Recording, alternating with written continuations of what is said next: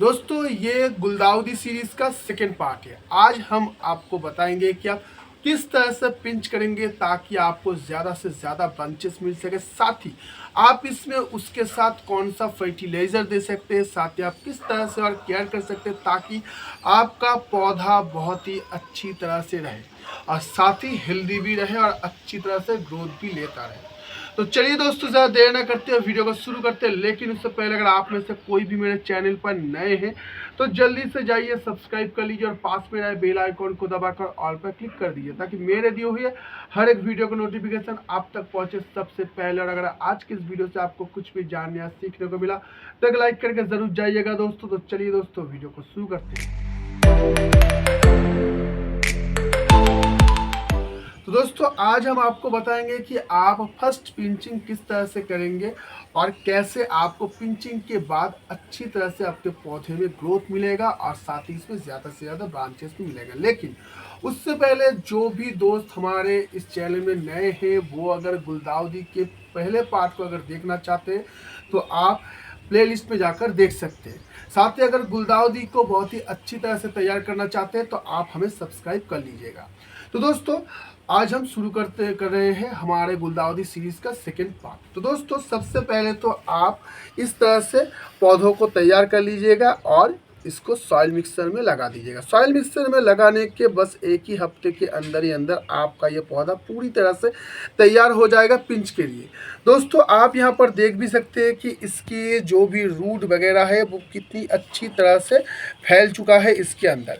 तो इसीलिए अब हम इसको पिंच करेंगे। पिंच करने के लिए आपको एक बात का ध्यान हमेशा रखना होगा, बहुत ज़्यादा लेकर पिंच मत कीजिएगा। बस ये ऊपर के 2-3 पत्ते ही आप लीजिए और इस तरह से बस पिंच कर दीजिए। ये देखिए दोस्तों, बस 2-3 पत्तियाँ ही मैंने इसमें से काटा है और बाकी ये देखिए मैंने नहीं काटा है। तो इसलिए अगर आप सिर्फ ऊपर के 2-3 पत्तियाँ इस तरह से लेकर अगर पिंच करेंगे तो इसके नीचे जितने भी पत्तियाँ आपको दिखाई दे रहा है, इन पत्तियों की ये जो एकदम कॉर्नर पोजीशन आपको दिखाई दे रहा है जहाँ जिसको हम लोग आँख भी बोलते हैं, तो वहाँ से नया नया ब्रांच निकलना शुरू हो जाएगा।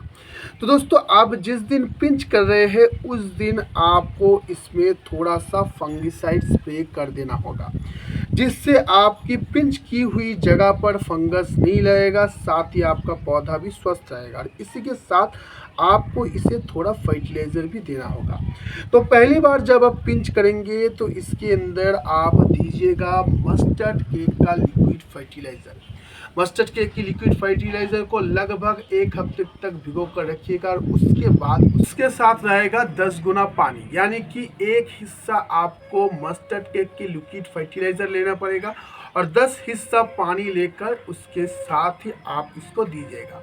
बहुत छोटा छोटा प्लांट है तो इसीलिए बहुत ही कम मात्रा में आप इसमें डालिएगा। तो देखिए मैंने इनको भी पिंच किया था, ये रहा वो पिंच वाला हिस्सा। अब देखिए दोस्तों, ये मैंने जहाँ से पिंच किया था उसके पास से ही देखिए ये नया एक ब्रांच आया है, उसके नीचे से भी एक है और इस साइड से भी लगभग 3 ब्रांच यहाँ से मुझे मिल चुका है। साथ ही मैं हमारे इस कटिंग को भी दिखाता हूँ। ये देखिए दोस्तों, यहाँ पर मैंने पिंच किया था और इसके बगल से ही 2 ब्रांच आया है और ठीक नीचे से और एक ब्रांच आया है। तो इसलिए आपको मैं जिस तरह से दिखा रहा हूँ, अगर इस तरह से पिंच करेंगे तो कम से कम 3 से 4 ब्रांच आपको ज़रूर मिलेगा। तो दोस्तों अब आप इसको किस तरह से ख्याल रखेंगे, क्योंकि दोस्तों इससे पहले मैंने जो कहा था उस तरह से ख्याल रखकर आप यहाँ तक अपने पौधों को ला सकते हैं। अब जब आपका पौधा थोड़ा सा ग्रो हो चुका है, इसका नया ब्रांच आ चुका है, तो अब आप इसको ऐसी जगह पर रखिएगा जहाँ पर इसको दिन का लगभग 3 से 4 घंटे का धूप मिले, क्योंकि लगभग 3 से 4 घंटे का धूप अगर इसको मिलेगा तो इसकी जो ग्रोथ है वो सही रहेगा। अगर बहुत कम रोशनी होता है या फिर आप इसके ऊपर धूप गिरने नहीं दे रहे हैं तो यह आसानी से ग्रो नहीं होगा, साथ ही इसका पत्तियां सिकुड़ना शुरू हो जाएगा, प्रॉब्लम कई तरह का शुरू हो जाएगा जिससे आपका पौधा खराब हो सकता है। तो इसीलिए ऐसी जगह पर रखिए जहाँ पर लगभग दिन के 3 से 4 घंटे का धूप आपको इसको मिले। तो दोस्तों इसी के साथ आपको इसमें मॉइस्चर को भी मेंटेन करना होगा। दोस्तों छोटे पौधों को हमेशा सही रखने के लिए इस पर आपको मॉइस्चर का मेंटेनेंस ज़रूरी है। दोस्तों आप इस पर तभी पानी डालिएगा जब इसके ऊपर का मिट्टी हल्का सूख जाए और साथ ही इस पर बहुत ज़्यादा पानी भी मत डालिएगा, क्योंकि बहुत ज़्यादा पानी होने से आपका ये पौधा खराब हो सकता है। तो इसीलिए बहुत ज़्यादा पानी मत डालिएगा। हमेशा इसके ऊपर की मिट्टी हल्का जब सूख जाए तभी आप इस पर पानी डालिएगा। और इसी के साथ इस वक्त आप इसमें मस्टर्ड केक का जो लिक्विड फर्टिलाइज़र है वो महीने में सिर्फ एक बार डालिएगा। इस और साथ ही हर 15 दिन में एक बार आप इसको किचन वेस्ट का लिक्विड कंपोस्ट डालिएगा। इस तरह से आप इसको फर्टिलाइज करते रहिएगा लगभग तब तक जब तक ना इसकी ये जो ब्रांचेस है वो और थोड़ा ज़्यादा ग्रो हो जाए। लगभग 2 इंच तक ग्रो होने के बाद आप इसके ब्रांचेस को फिर से पिंच कर दीजिएगा। दोस्तों लगभग 2 इंच के बाद ही आप इसको पिंच इसलिए कीजिएगा क्योंकि 2 इंच के बाद जब आप पिंच कीजिएगा तो आपको इसमें से और भी ज़्यादा अच्छी तरह से ब्रांचेस मिलेगा।